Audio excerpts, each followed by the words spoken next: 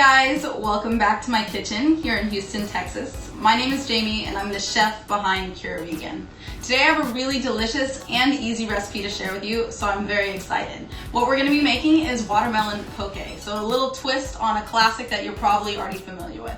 So we have a lot of knife work to do today between cutting garlic, ginger, jalapenos, and green onions. I thought I would give you a quick rundown on how to hold your knife and how to properly use your other hand that's not on the knife. When holding your knife, you always want to have your index finger wrapped around the top of the blade and then your thumb squeezing on the other side of the blade. Having your thumb be at the back of whatever you're cutting and your other four fingers kind of rounded on top of whatever you're cutting. For our watermelon poke, we need to break our watermelon down and cut it into small cubes. I'm just going to start by cutting off the rind, but keeping as much of the watermelon meat as I can. I've already squared my watermelon off, cutting one side so that it's flat and it won't wobble around on me.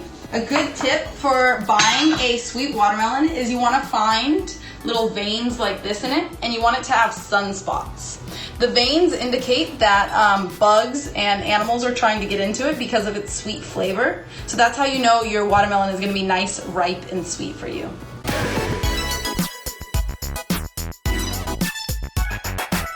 Alright, now for this top part, it wouldn't be smart for me to try and keep doing this because I don't have much leverage. So what we're going to do now is we're going to turn the watermelon on its side, another flat part, and then we're going to finish cutting.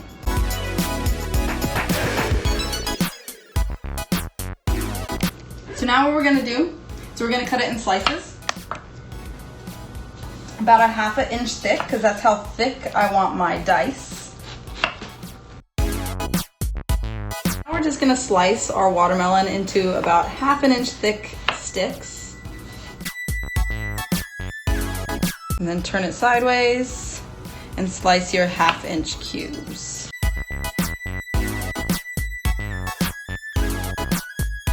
So now that our watermelon is diced into medium-sized cubes, let's work on the marinade. We're going to use some apple cider vinegar, a little bit of coconut amino, a nice alternative to soy sauce. It's way less sodium, and it's also got a sweet flavor to it. We're going to have some agave, some tahini, which is of course toasted sesame seed paste, and some sesame seed oil. Don't forget the lime, and we're going to zest that lime a little bit too. Apple cider vinegar in, coconut aminos in, agave nectar in, sesame seed oil, and tahini. Using my silicone whisk, I'm just going to whisk all these ingredients together. Go ahead and zest a little bit of our lime here. The juice of half of our lime.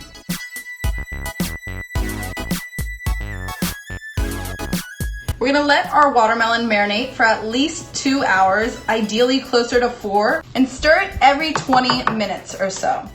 We're going to go ahead and cut our green onions, slice them on a bias to use them in our rice.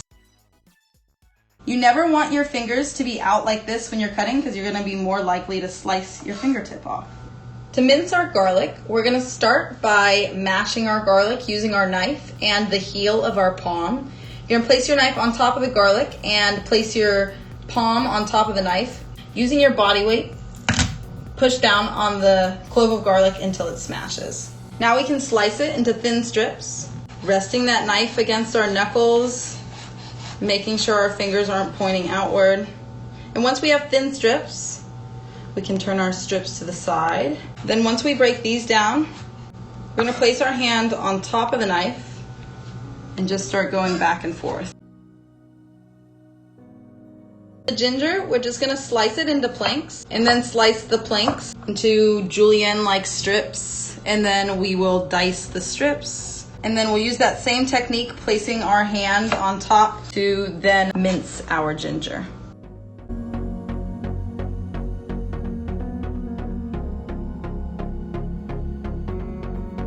So to do the technique known as a dry fry, you're going to need a really good non-stick pan.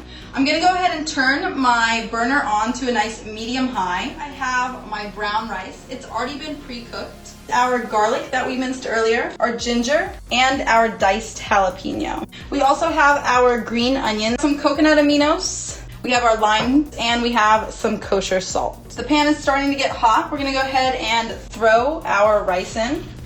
It's really important when you make fried rice that you use pre-cooked rice that has already cooled. We're gonna add in our ginger, our garlic, and our diced jalapeno. Let's go ahead and add in our first squeeze of lime and our first splash of coconut aminos. Sprinkle just a little bit of that kosher salt in. Now you don't need too much of this because the coconut aminos is somewhat salty. And let's put some of our green onions in as well. Now my rice is starting to stick to the pan, so I'm gonna turn the heat down to a medium and add in my second splash of coconut aminos. All right, this tastes awesome, and now my rice is starting to get a little bit crunchy, so I'm gonna move it out of the pan. I've turned the burner off and back into the bowl that it started in. We're gonna go ahead and start plating.